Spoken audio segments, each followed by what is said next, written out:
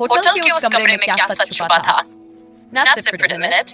मैंने एक होटल में एक कमरा पहले से बुक कर रखा था। शाम का समय था, हल्की ठंडी हवा चल रही थी और आसमान में बादल छाए हुए थे। ये सफर मेरे लिए खास था, क्योंकि ये सिर्फ एक ट्रिप नहीं थी, बल्कि एक फैसला था जो मेरी जिंदगी बदल सकता था। होटल शहर के बीचों बीच था, बाहर से देखने पर साधारण, लेकिन अंदर से काफी शांत और सुंदर। रिसेप्शन पर चेक इन करने के बाद मैं कमरे में पहुंचा।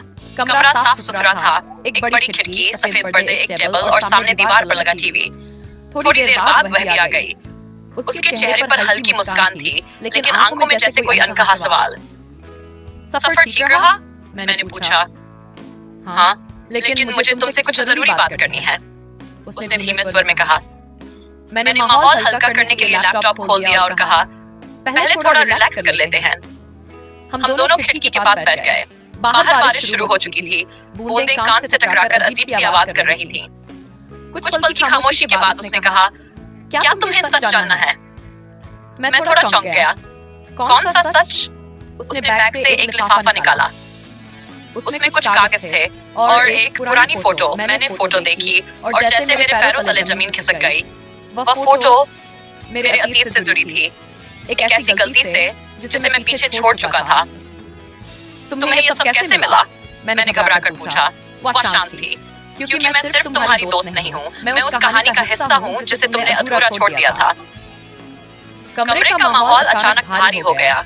बाहर बारिश तेज हो चुकी थी, अंदर सवालों का तूफान था। मैंने पहली बार महसूस किया कि जिंदगी में भागकर सच से नहीं बचा जा सकता। उसने कहा, मैं यहाँ किसी झगड़े के लिए नहीं आई, मैं सिर्फ ये जानना चाहती हूँ, क्या तुम्हें अपनी गलती का एहसास है? मेरे पास शब्द नहीं थे। कुछ देर बाद मैंने कहा, हाँ, और शायद यही वजह है कि मैं आज भी उस घटना को भूल नहीं पाया। उसकी आंखों में नमी थी, लेकिन गुस्सा नहीं था। अगर सच में पछतावा है, तो उसे सुधारने की कोशिश करो, उसने कहा। वह उठी, खिड़की के पास जाकर खड़ी हो गई। बारिश अब रुक रही थी, बादलों के बीच से हल्की चांदनी झलक रही थी। मैंने महसूस किया, जिंदगी भी शायद ऐसी ही होती है, पहले अंधेरा, फिर धीरे धीरे रोशनी।